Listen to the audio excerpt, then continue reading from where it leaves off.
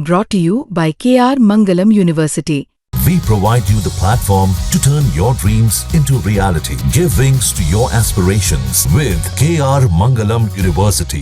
नमस्कार दोस्तों, आप क्राइम तक देख रहे हैं। बात करते हैं अंकिता भंडारी केस की। इस मामले में आखिरकार 3 साल के बाद फैसला आ ही गया।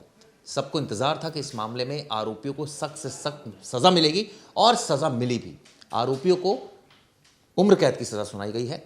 दरअसल थोड़ी देर पहले ये डिसीजन आया और इसको लेकर हम आपको बता दें कि करीबन 100 के आसपास गवाह पेश किए गए थे। 500 पन्ने की चार्जशीट थी जो पूरे मामले के संदर्भ में उत्तराखंड पुलिस ने दाखिल की थी। मुझे याद है केस क्राइम तक ने इसको एक मुहिम की तरह चलाया था और हम लोगों ने इस पर काफ़ी खबरें की थी। ये वो नेता था, बीजेपी का बिगड़ैल बेटा था, जिसने एक तरह से कहा जाए फेवर ले रहा था और जब उसने इनकार किया तो उसका मर्डर कर दिया, उसकी डेड बॉडी को नहर में फेंक दिया। 5 दिन बाद पता चला। और आज मैं उनके फादर मदर की बाइट सुन रहा था, आज भी रो रो के प्रवेश उनका बुरा हाल। बिल्कुल। पुलकित आर्या का एक होटल था, सबको याद होगा। ये केस मुझे इसलिए याद है क्योंकि जब ये पहले दिन ये केस आया था ना चिराग जी, और मैंने तमाम चैनल्स थे, हमने उस केस को मुद्दा बनाया था। हाँ, मतलब ये कोई क्रेडिट लेने की बात नहीं, लेकिन मुझे याद है क्योंकि हमें ना उस केस में ना बड़ा वेटेज लगा। क्यों लगा कि जिस तरीके से पुलिस वर्क कर रही थी ना, पहले दिन से ही संदेह के घेरे में थे और वो जिस तरह से बचाव कर रही थी ना, वो लीडर जो था, बीजेपी लीडर था पुलकित आर्या, मतलब जो बीजेपी लीडर था उसका बेटा पुलकित आर्या होटल चला रहा था। होटल का निर्माण भी अवैध था, बहुत सारी चीज़ें अवैध थी जो बाद में टूटी और वो उस पर प्रेशर बना रहा था। इस बात का खुलासा कैसे हुआ? पुलिस ने इन्वेस्टिगेट थोड़ी ना किया। उस लड़की का जो दोस्त था जो उससे बात करता था, उसने बताया कि ऐसी ऐसी चीज़ें हो रही है। पुलकित आर्या इतना स्मार्ट था कि वो गया खुद ही कंप्लेंट करवा दिया गुमशुदगी का और उनके घर वालों को भी बोला कि आपकी लड़की को ढूंढा जा रहा है। वहाँ के जो बोलते हैं ना गाँव के पटवारी थे, वो भी बोल रहे थे कि हम ढूंढ रहे थे, लेकिन पटवारी की मिली भगत थी, पटवारी ने कोई एक्शन लिया। ये मुद्दा ही तभी ज़्यादा उभरा जब इसको मीडिया ने उठाया। हमने कहा 18 सितंबर 2022 की घटना थी जिसमें अंकिता रहस्यमय तरीके से गायब हुई थी। एक रिजॉर्ट में रिसेप्शनिस्ट थी, लेकिन जिस तरह से उसके ऊपर दबाव बनाया, उसकी हत्या तक कर दी। इसका सीसीटीवी मुझे अच्छी तरह याद है। जब पुलिस ने इन्वेस्टिगेशन की थी तो ट्रेल मिला था सीसीटीवी में, आरोपी की गतिविधियां संदिग्ध पाई गई थी, जिसके बाद पुलकित आर्या, सौरभ भास्कर और अंकित गुप्ता को गिरफ्तार किया गया। शव जो था एक नहर से मिला। इसके बाद काफ़ी आक्रोश मचा, पुलिस ने मुकदमा दर्ज किया। ये भी आरोप लगा कि दोनों आरोपी पर हत्या और अनैतिक कार्यों में सहयोग करने के आरोप लगे थे। इसके बाद आपको बता दूं, जैसे मैंने बताया कि इसमें काफ़ी सारे गवाह भी आए थे। ये ऋषिकेश के पास एक वंतारा रिजॉर्ट था जिसमें रिसेप्शनिस्ट थी 19 साल की अंकिता, अचानक गायब हो जाती है और 24 को ऋषिकेश में आप सोचिए चिल्ला नहर से उसका शव बरामद होता है। बिल्कुल, चिल्ला नहर से उसका शव बरामद होता है। तो उससे पहले दिखाया जाता है कि एक्सीडेंटल डेथ है, लेकिन जो सर्कमस्टांस हो रहे थे ना, जिस तरह से वो बोल रहे थे कि मैं इनकी पोल खोल दूंगी, मैं इनके बारे में बताऊंगी, ये लोग मुझे गलत काम के दलदल में ढकलना चाहते हैं। हाँ, वीआईपी सर्विस देने की बात थी और कहीं ना कहीं उसे कहा था कि तुम्हें मसाज देना, मतलब ऐसी चीज़ें थी जिसके लिए वो हायर ही नहीं हुई थी। वह हायर हुई थी रिसेप्शनिस्ट के लिए वहाँ, और उसको कहीं ना कहीं दबाव बना रहा था। पुलकित आर्या के साथ उसके दोनों दोस्त भी थे और वो भी कहीं ना कहीं उसके साथ इन्वॉल्वमेंट थे पूरी तरीके से और उन्हें सब चीज़ पता थी। अब चिराग जी, बात कहाँ थी? उस टाइम पे उसके पिता मंत्री थे, उन्हें मंत्री पद से हटाया गया। घर वाले सीबीआई की मांग करते रहे, सीबीआई की इससे जाँच करानी चाहिए, लेकिन चलिए स्टेट पुलिस ने ही जिम्मा लिया और स्टेट पुलिस ने अच्छा काम किया। इन्वेस्टिगेशन में दो राय नहीं कि अच्छा काम नहीं हुआ। बिल्कुल। और उस टाइम पे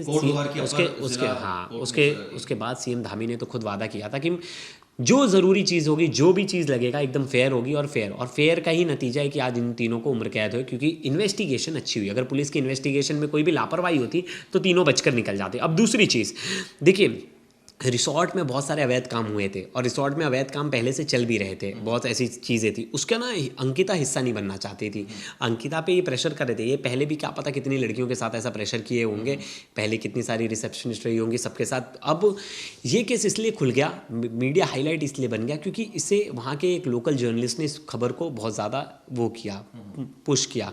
लेकिन उस जर्नलिस्ट के खिलाफ भी ना उस जर्नलिस्ट ने एक मुहिम चला दी कि वीआईपी कौन था। वीआईपी का पता नहीं चला अभी तक। जो मेन मुद्दा था ना वो वहाँ ही धराशायी रह गया कि किस वीआईपी की बात हो रही थी।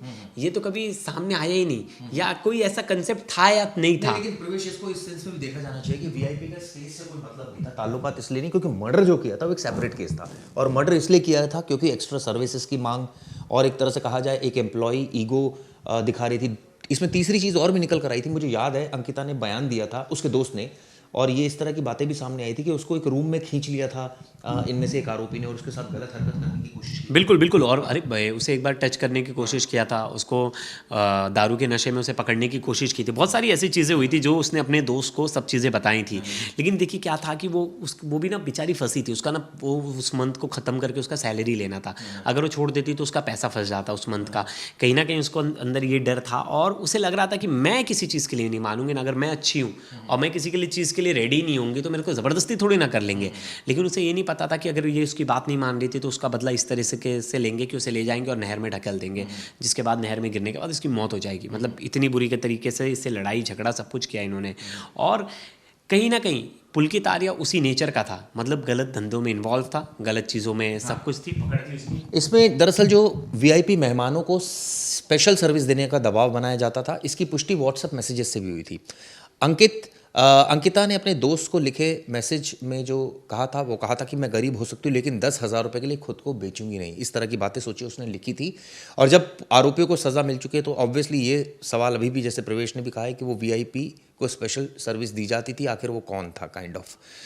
लेकिन अब इस मामले में जैसा मैंने बताया कोर्ट द्वारा अदालत का एक फैसला आया जिसके बाद ये कहा जा सकता है कि न्याय तो मिला। लेकिन जो चैट था उसमें रिजॉर्ट के मालिक और हत्या में शामिल पुलकित आर्य की गंदी नज़र रिसेप्शनिस्ट अंकिता पर पहले से ही थी। इस तरह की जानकारी निकली थी। उसने अंकिता को बराबर वाले रूम में शिफ्ट करवा दिया था और राज्य मंत्री जो विनोद आर्य थे उनके छोटे बेटे थे पुलकित आर्य और उनका घर हरिद्वार में था, लेकिन वो रिजॉर्ट में रहा करता था।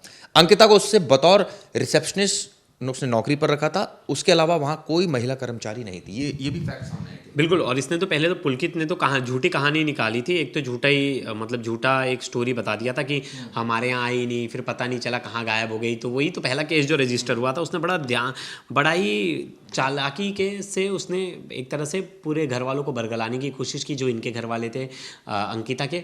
और अंकिता के बारे में उसने एक झूठी खबरें भी छलवा दी। मतलब कुछ मीडिया जो लोकल मीडिया थी उसमें खबरें भी चलवा दी कि वो तो गायब है, हम उसको खुद ढूंढना चाहते हैं, वो नहीं मिल रहे। अंकिता को उसने स्कूटी और कार ड्राइविंग सिखाने की भी कोशिश करने लगा। वो कहता था कि कई बार रिजॉर्ट में आने वाले मेहमानों को घुमाने ले जाना होता है, इसलिए कार चलानी आनी चाहिए। व्हाट्सएप चैट से खुलासा हुआ तो एक बार पुलकित ने अंकिता से बहाना बनाकर कहा कि रिजॉर्ट में ज़्यादा गेस्ट आने वाले और कमरे कम नहीं है, इसलिए तुम बराबर वाले कमरे में शिफ्ट हो जाओ। अब सोचिए, ये इस तरह के बहाने यानी गेम्स खेलता था उसके साथ अलग अलग तरीके से। फिर अंकिता के ये भी बात सामने आई थी, पुलकित ने रात के समय अंकिता के रूम में बैठकर शराब पी और फिर जबरन गले लगाने की कोशिश की थी। जब इसका विरोध किया तो पुलकित ने दूसरे दिन अंकिता से माफ़ी भी मांगी थी। कहा था सॉरी मुझे माफ़ कर देना, रात में मैं नशे में था। बिल्कुल। और उसका चैट भी था, वो जो चैट्स थे वही तो सबूत सबसे पहले बन के आए थे और उसी चैट्स के बारे में उसने अपने दोस्त को बताया था। लेकिन इसमें ना जो विसल ब्लोअर था वो उसका दोस्त था, मानना पड़ेगा इसकी दोस्ती को, जो उससे बहुत दूर था, उससे बातचीत करता था और उसने हिम्मत दिखाई, एक मिनिस्टर के बेटे के खिलाफ गया और कोई वो नहीं था, चिराग जी से बातें हो रही थी, इतनी दूर से था, लेकिन उसने विसल ब्लोअर बना, उसने ट्वीट किया। वो ट्वीट के बाद पूरे खबर ने रुख मुड़ गया, पूरे खबर का। नहीं तो ये तो पहले से मिनिस्टर थे, थोड़ा बहुत तो इन्होंने पुलिस सेटिंग कर ही ली थी। अगर उस लड़के की ट्वीट नहीं आते तो ये एक्सीडेंटल डेथ ही माना जाता। और क्या पता गुमशुदगी की रिपोर्ट में कभी मिलती ही नहीं अंकिता। चलिए आगे देखते हैं इस मामले में क्या होगा। क्या हाई कोर्ट इस मामले में, ऑब्वियसली जो आरोपी है वो हाई कोर्ट जाएंगे तो आरोपियों को जो कानूनन फ़ायदा मिलता है, क्या उनको बेल मिलेगी, पैरोल मिलेगी कुछ समय के लिए, या फिर आगे इस मामले में हाई कोर्ट क्या रुख अपनाता है, ये देखने वाली बात होगी। लेकिन एक तरह से कहा जा सकता है कि बीजेपी की सरकार है उत्तराखंड में और जिस तरह से ये फैसला आया है तारीफ तो करनी चाहिए, लेकिन आगे क्या होगा ये भी, इस पर भी नज़र बनी रहे। बिल्कुल बिल्कुल। लेकिन देखिए पहली जीत तो हो गई है, इसको हम जीत मानेंगे क्योंकि कानून की जीत हुई है, न्याय की जीत हुई है। और इस तरीके की अगर इन्वेस्टिगेशन और ये मैसेज जाता है, देखिए बहुत बड़ा मैसेज क्या है कि वो बीजेपी का लीडर हो या किसी भी बड़े उसका लीडर हो, अगर स्टेट का सीएम अच्छा है, इन्वेस्टिगेशन एजेंसी सही तरीके से काम कर रही है तो लोग न्यायपालिका पे पूरा भरोसा कर सकते हैं। देखिए कोर्ट के सामने तो केस आएगा, वो तो सबूतों पे बात करेंगे। इन्वेस्टिगेशन किसके हाथ में? पुलिस के हाथ में। इन्वेस्टिगेशन अगर गलत तरीके से करोगे तो आरोपी बच जाएगा। लेकिन इसमें काबिल तारीफ है उत्तराखंड पुलिस की और उत्तराखंड सरकार की, जिन्होंने उनको बचाने की ज़रा भी कोशिश नहीं की। चलिए, ये वीडियो आपको कैसे लगी ज़रूर बताइएगा। धन्यवाद।